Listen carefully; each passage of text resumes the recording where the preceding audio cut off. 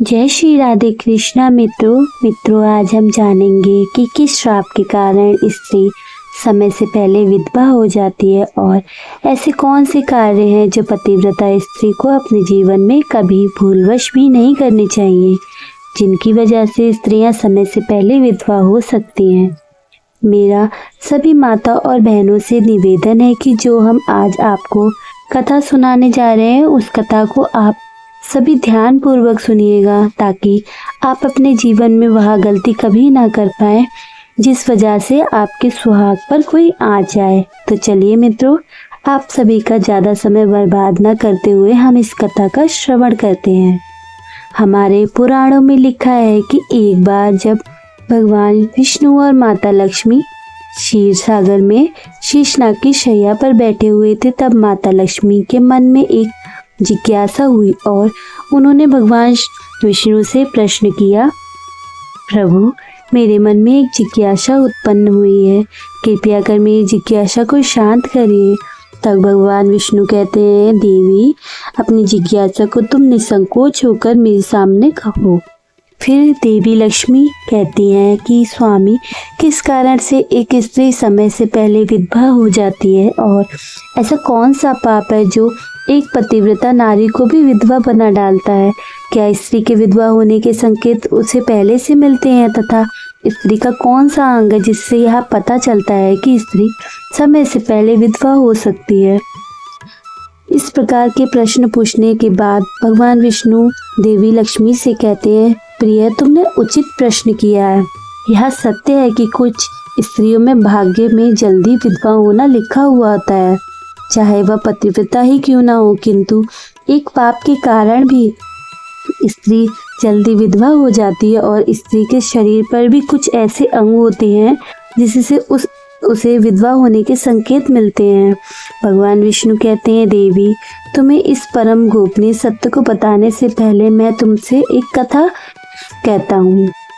इस कथा में तुम्हें तुम्हारे सभी प्रश्नों के उत्तर मिल जाएंगे, इसलिए तुम इस कथा को ध्यानपूर्वक सुनना और पूरा सुनना, क्योंकि आधा अधूरा ज्ञान प्राप्त करने से हमेशा पाप लगता है और दूसरों को भी आधा अधूरा ज्ञान प्राप्त होता है। मित्रों, आगे भगवान विष्णु माता लक्ष्मी से एक अत्यंत सुंदर कथा सुनाने लगते हैं। इसलिए मित्रों, मैं भी आपसे एक विनती करती हूँ कि आप इस कथा को पूरा सुनिएगा, ताकि आपको भी कोई आधा अधूरा ज्ञान प्राप्त ना हो। तो चलिए कथा शुरू करते हैं। दोस्तों, एक समय की बात थी। एक गांव में एक अत्यंत धनवंती सेठ रहता था। उसका एक पुत्र और 3 पुत्रियां थी। उसकी सभी संतानों का विवाह हो चुका था, बहुत ही अच्छे घराने में। किंतु कुछ समय बाद सेठ की एक पुत्री को दुर्भाग्य का सामना करना पड़ा। उसकी पुत्री के विवाह के कुछ ही वर्षों के बाद वह विधवा हो गई और अत्यंत दुख में जीवन बिताने लगी। उसकी उस पुत्री का नाम सुकन्या था।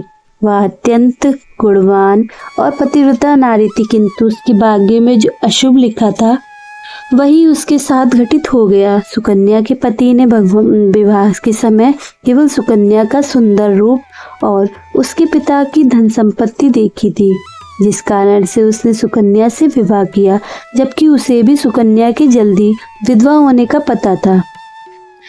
बचपन से ही सुकन्या के शरीर के अंगों पर उसके विधवा होने के लक्षण दिखाई देते थे, लेकिन किसी ने उस पर कभी ध्यान नहीं दिया।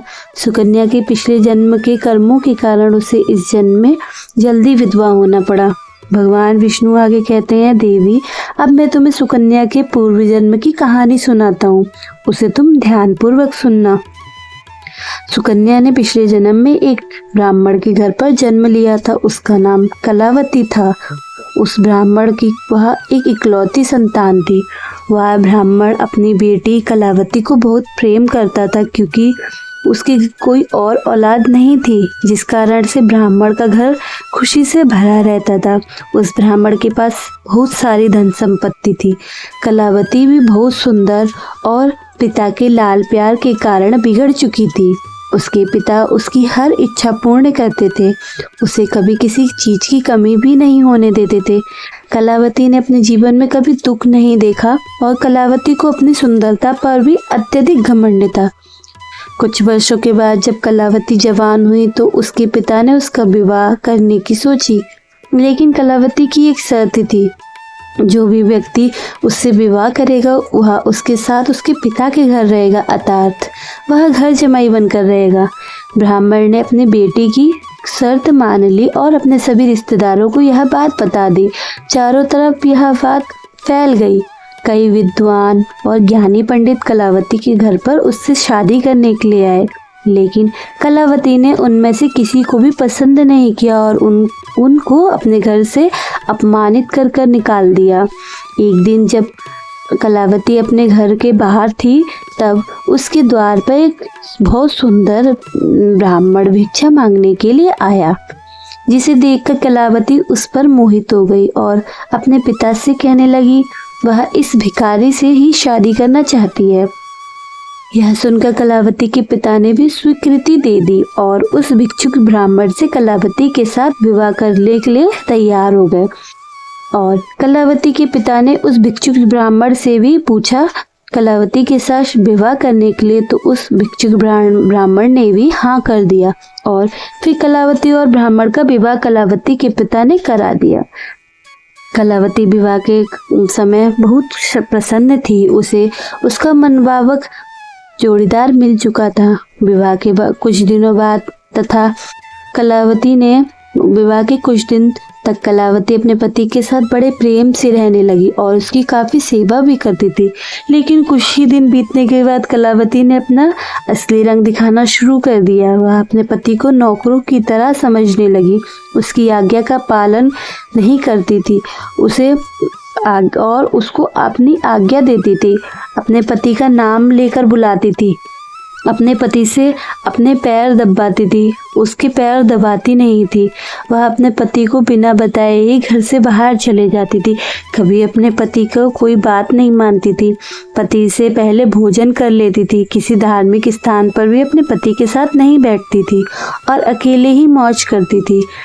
अपनी पत्नी के ऐसे व्यवहार को देखकर कलावती का पति बहुत दुखी रहने लगा। उसने कलावती को बहुत समझाने की कोशिश करी, लेकिन वह कभी नहीं मानती थी।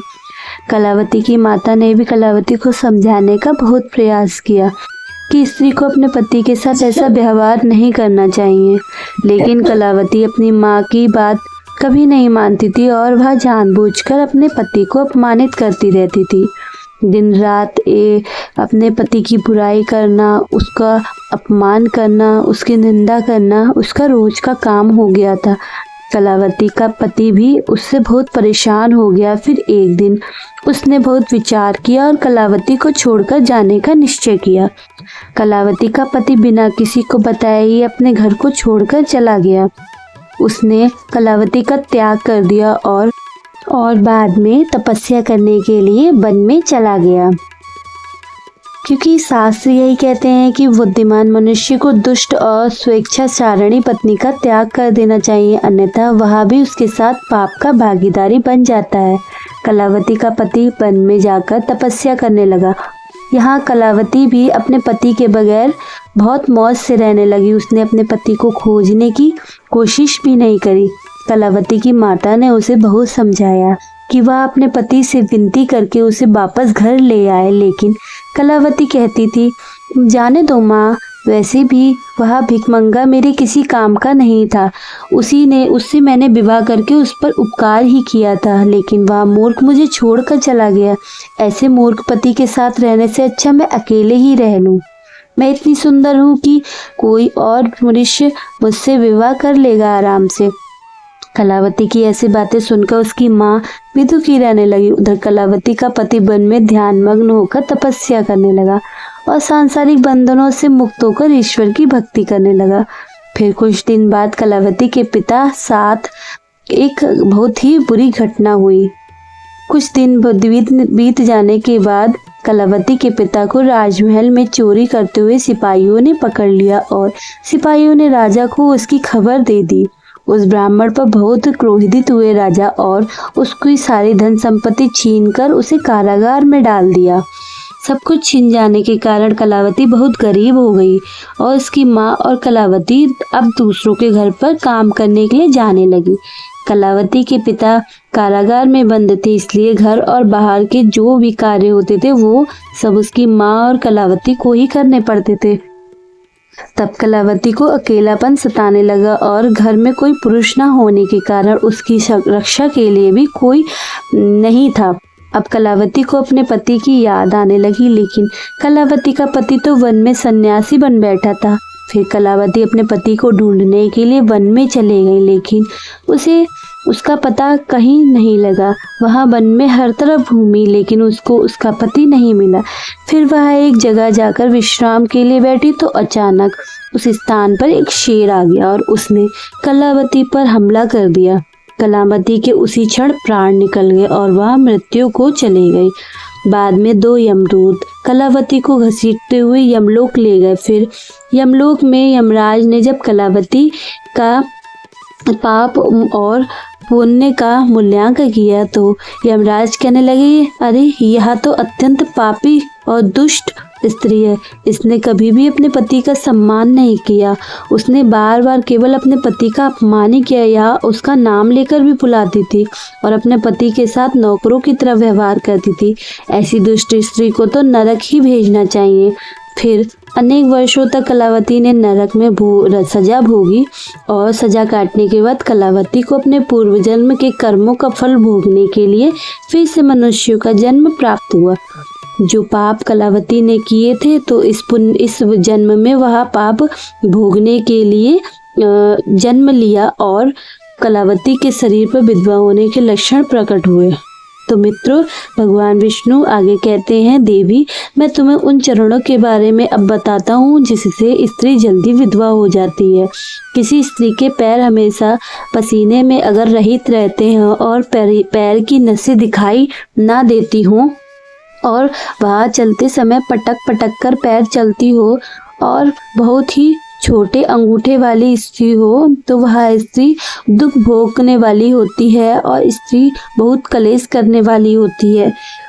और जो स्त्री कर्मचारिणी, स्वच्छंद कामनी और अनेक पुरुषों के साथ संबंध बनाने वाली होती है, जो स्त्रियां अपने मुंह से अपने पति का नाम लेती हैं या फिर हमेशा ही अपने पति को उनके नाम से बुलाती हैं, तो वह स्त्री जल्दी विधवा होती हैं और बिना पति के अपना संपूर्ण जीवन व्यतीत करती हैं। जो स्त्री अपने पति का अपमान करती हैं तथा उनके भोजन करने से पहले भोजन करती हैं तो वह स्त्री निश्चित ही समय से पहले विधवा हो जाती है। एक पतिव्रता स्त्री कभी अपने पति का अपमान नहीं करती।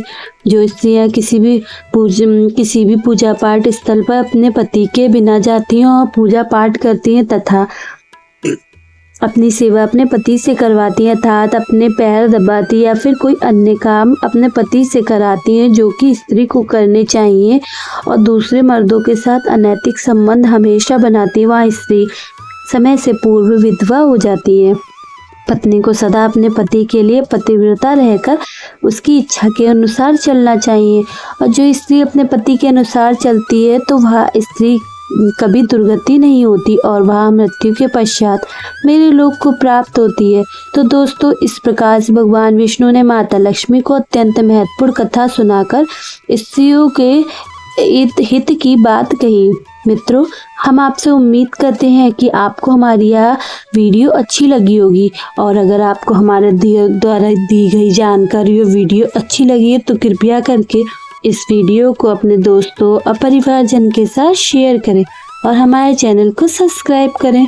भगवान विष्णु और माता लक्ष्मी आपके परिवार पर अपनी कृपा दृष्टि बनाए रखें और आपके घर में माता लक्ष्मी हमेशा ही वास करे। जय श्री राधे कृष्णा। मित्रों, हर हर महादेव, शिव शंभू। मित्रों, वीडियो को लाइक करें, शेयर करें और कमेंट बॉक्स में जय श्री राधे कृष्णा अवश्य लिखें।